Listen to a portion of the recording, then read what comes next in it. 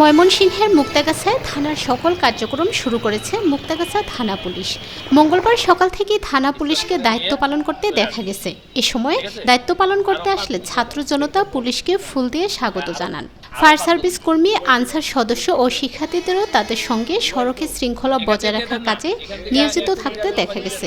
মুক্তাগাছা থানার officer in charge Faruk Ahmed জানান, 10 তারিখ থেকে পুলিশ কাজে যোগ দিয়েছে, তবে মঙ্গলবার সকাল থেকে তারা পূর্ণাঙ্গ দায়িত্ব পালন শুরু করেছে। থানা পুলিশকে সহযোগিতা করাতে সবার প্রতি আহ্বান জানিয়েছেন তিনি। এ সময় অফিসার ইনচার্জ ফারুক আহমেদ আরও বলেন, ধন্যবাদ। আসসালামু আলাইকুম। জানেন যে এই কোটা আন্দোলন বাংলাদেশে শুরু হয়েছিল গত 5 তারিখ থেকে। আমাদের কার্যক্রম কোটা আন্দোলনের যে আন্দোলনের তোপের মুখে আমরা নিরাপত্তার কারণেই থানায় অবস্থান করতেছিলাম। তো গত 10 তারিখ থেকে আমি থানায় কার্যক্রম শুরু করেছি। আজ থেকে একদম পুরা পোশাকেই থানা গেটের বাহিরে আমরা যে কাজ করেছি, ট্রাফিকিং ব্যবস্থা থেকে শুরু করে সকল কার্যক্রমে আমরা এলাকা ভিত্তিক করেছি।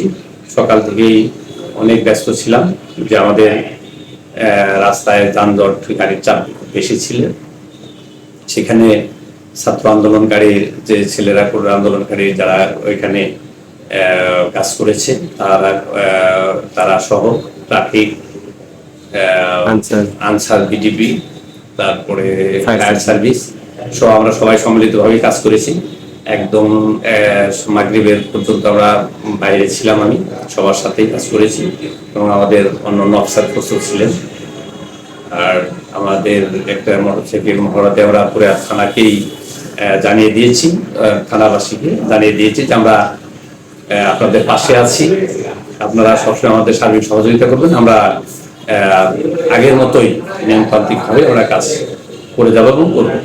আর আরেকটা বিষয় যেটা আমি প্রথমেই বলতে ভুলে গিয়েছি, যে মুক্তাগাছাবাসীকে ধন্যবাদ এবং কৃতজ্ঞতা জানাচ্ছি এই জন্য যে প্রত্যেকটা লোকই মুক্তাগাছা থানাকে এবং থানা পুলিশকে যে ভালোবাসে সেটা প্রমাণ করেছে। যে অন্যান্য থানাগুলোই যদিও তারা কোনো দুষ্ট বা দুষ্কৃতিকারীরা আক্রমণ করলেও মুক্তাগাছাবাসীর যে ছিল যে এখানে কোনোভাবেই আমরা মুক্তাগাছা থানা আমাদের এবং পুলিশ আমাদের, কোনোভাবেই আমরা মুক্তাগাছা থানায় আক্রমণ করতে দেব না।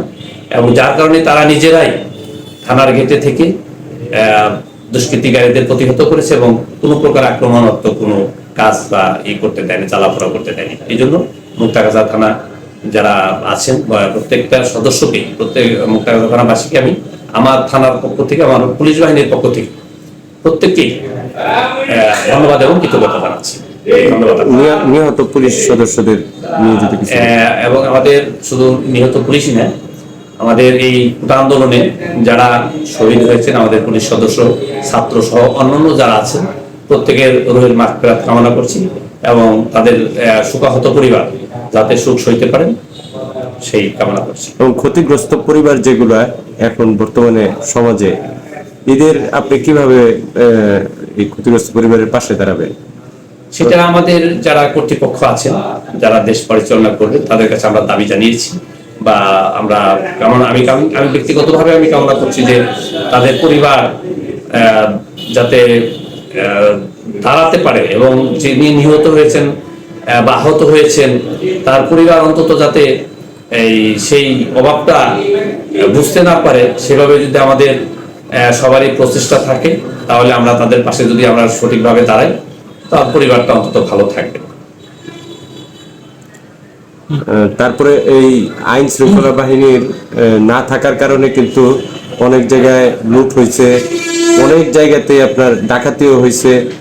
যদিও মুক্তাগাছা এরকম কেস খুবই কম, সংখ্যালঘু থেকে শুরু করে বিভিন্ন মানুষের আসলে হ্যারাসমেন্টের শিকার হয়েছে।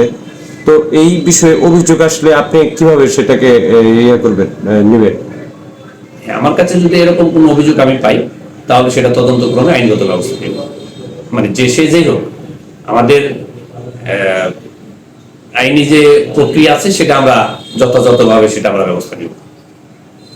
সর্বশেষ সকলের উদ্দেশ্যে একটু 2 মিনিট, সকলের উদ্দেশ্যে সর্বশেষ আমি আবারও আগেও আমি আপনার দেশবাসী এবং যারা কোটা আন্দোলনের শহীদ হয়েছেন এবং যারা কোটা আন্দোলনে ছিলেন এবং যাদের আন্দোলনের কারণে আজকে আমাদের এই এত সাফল্যতা আসছে এবং দুর্নীতিমুক্ত দেশ গড়ব, এই প্রত্যাশায় সবার প্রতি কৃতজ্ঞতা জানিয়ে এবং ধন্যবাদ জ্ঞাপন করি এবং আপনাদের চ্যানেলকে ধন্যবাদ জানিয়ে আমি সবার সুস্বাস্থ্য এবং দীর্ঘায়ু কামনা করে শেষ করছি।